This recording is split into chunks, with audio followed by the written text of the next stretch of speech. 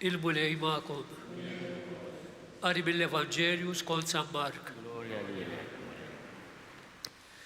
Dak iż-żmien Ġesu sejjaħ it-tnax u beda jibgħatu tnejn fil-waqt li tom is-seta fuq l-ispirti ħżiena u jissihom biex ma jeħdu xejn magħhom għat-triq li f'ħatar, la ħobs la ħorġa lanqas flus fi ħsiebhom, imma li jilbsu l-qrieq u ma jxiddux żewġ ilbiesi. Għalilhom fejn tidħlu f'xi dar, ebqgħu fiha sa ma titilqu minn hemmhekk. Jekk f'xi post ma jilqawkomx u ma jisimgħukomx, jitilqu minn hemm u farfru it-trab minn taħt saqajkom bħala xhieda kontrihom.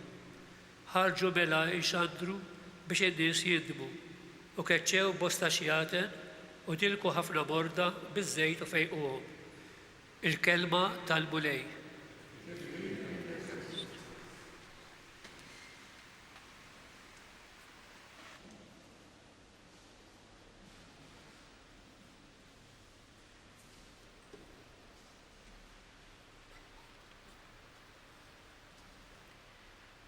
Ġesu isieħeb miegħu grupp ta' irġiel li t-tradizzjoni l-ewwel komunità kienet issejħilhom it-tnax. Tnax kienu dawk li Ġesu għażel biex ikunu miegħu mill-qrib imma wkoll jibgħathom fil-missjoni tiegħu. Ma ninsewx li milux fakkarna li meta mar f'pajjiżu ma ħassux mill-qoħ u allura jiddeċiedi imur fil-bliet kemm tal-Galilija u kemm tal-Ludija iħabbar il-bxara tajba. Imma ma jistax ilaħħaq waħdu, isejjaħ lil daw it-tnax u jibda jibgħathom tnejn. Fil-waqt li jagħtihom is-seta tiegħu innifsu, is-seta fuq l-ispirti imnizza. Nistgħu ngħidu li din it-tradizzjoni għadha ma nasallum. Ġesu permezz tal-Knisja tiegħu jibqa' jsieħeb miegħu nies mibgħuta bil-qawwa fuq l-ispirti imnizza imma wkoll bil-qawwa li jxandru l-kelma. Ir-riflessjoni ta' Ġesu jew inkella il-guidelines li jagħtihom huma għall-missjoni li trid issir kemm jista' jkun malajr u bil-ħeffa.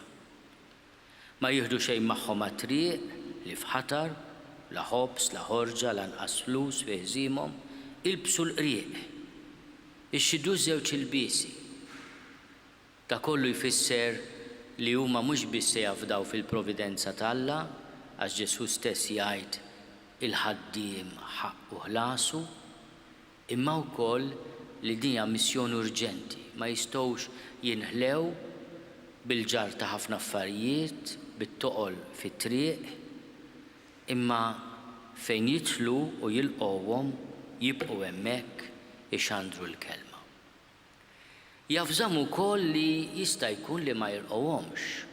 Din hija realtà li ħadha magħna sal-lum. Mhux għax bagħatna Ġesu Kristu kulħadd se pjaċir bina.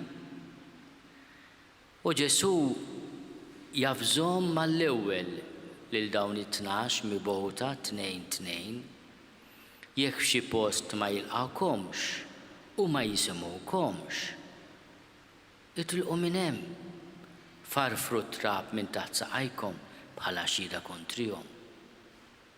Xi jrid jgħid din il-kelma pjuttost jibsa Ġesu?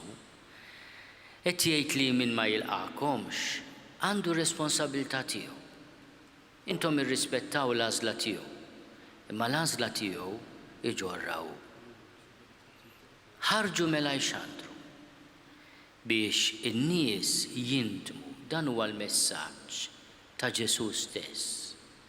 Li fil-fatt fil-bidu tal-missjoni tiegħu din il-frażi kien juża u kemm il-darba indmu u emnu fil-bxara tajba. Bidlu il-mod kif taħsbu. L-indiema hija din il-ħaġa. Mhux biss li tieqaf tagħmel il-ħażen, imma li tibdel il-mod kif taħseb, il-mod kif tara lil ħaddieħor, lilek innifsek, ħajtek, id-destin tiegħek, li tindem hija li tbiddel il-mentalità tiegħek. Bil-qawwa ta' Ġesu ikeċċu bosta xjaten. Din il-qawwa għadha fil-Knisja. L-Isqof jiddelega saċerdoti, eżorċisti li għandhom il-qawwa f'isem il-Knisja ikeċċu x-xjaten. Il-qawwa hija delegata mill-Isqof, imma hija l-qawwa ta' Ġesu stess, li mal-ewwel u jafda lil ħaddieħor biex jgħinu fil-missjoni tiegħu jikkomunika l-istess qawwa tiegħu fuq il-ħażen.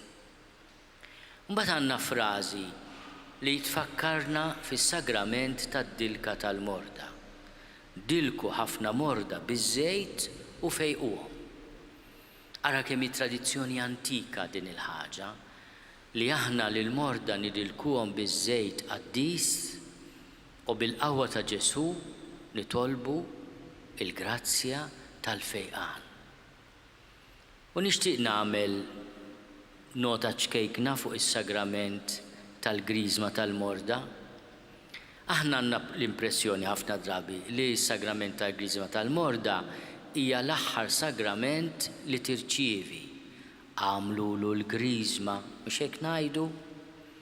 Mela ġifieri m'hemmx tagħmel, għamlulu l-griżma. Mentri d-dilka hija l-morda, mhux bil-forsa l-moribondi, tajjeb li min ikun qiegħed lejn l-aħħar ta' ħajtu jingħata s-sagrament tal-griżma. Tgħiduli għaliex? Għaliex is-sagrament tal-griżma li jagħtiha s-saċerdot biss jew l-Isqof, il-griżma tal-mordet ngħidu, taħfer id-dnubiet. Taħfer id-dnubiet.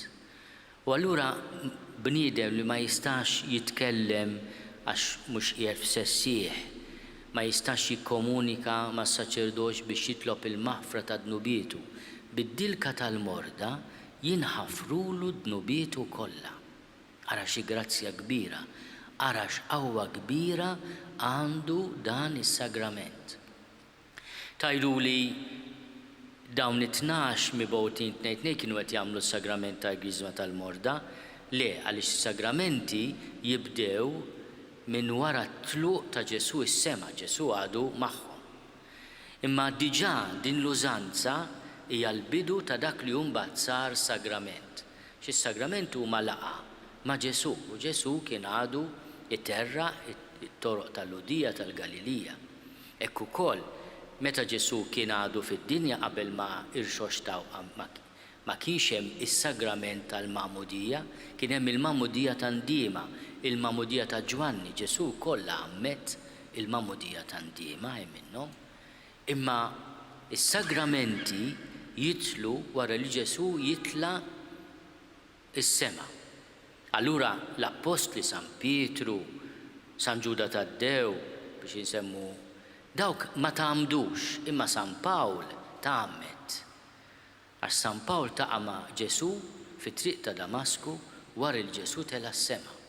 Is-sagramenti jibdew propju fil-Knisja bħala mod kif Ġesu huwa preżenti magħna wara l-qawmin tiegħu mill-imwiet. Fil-fatt anke fil-qudiesa li niċċelebraw aħna nfakru l-mewt u l-qawmin ta' Ġesu mill-imwiet. Xi ħaġa li aħna ngħidu immedjatament wara l-Ewkaristija, wara l-konsagrazzjoni kif aħna ngħidu dan u l-misteru tal-fidi. Inħabbru l-mewt tiegħek mulej, inxandru bil-ferħ il-qawmin tiegħek. Nistennew sa ma tiġi fil-glorja. U s-saċerdot ukoll ikompli t-talba ewkaristika, t-talba tal-Ewkaristija, billi ifakkarna li aħna qegħdin ngħixu il-ħajja ta' Ġesu imma wkoll il-mewt u l-qawmin tiegħu mill-imwiet. Fl-ewwel qari smajna li l-profeta jgħid lis-saċerdot li kien imqabbad mir-re, il-profeta Amos, isma' jiena ma applikajx biex ikun profeta ta' dina mhux tmur x'università u ssir profeta, jiena kont raj u niġbor il-ġummajs, il-mulej qalli mur ħabbar lill-poplu tiegħi Iżrael. Hekk isir profeta Amos jażlu Alla u jibatu Alla. Bħal dawk it-tnax mibgħuta 2 magħżula minn Ġesu u mibgħuta minn Ġesu. M'hemm l-ebda profeta li jsir profeta minn żniedu. Inqum filgħodu ngħid jiena issa profeta. M'hemmx għalfejn ħabib. Jibatek Alla, tibatek il-Knisja, il-familja ta' Ġesu, serraħ rasek, se jkollok ballankwiet. Imma l-konsolazzjoni tiegħek tkun din it-triq ma żiltix jien, sejjaħ li Alla.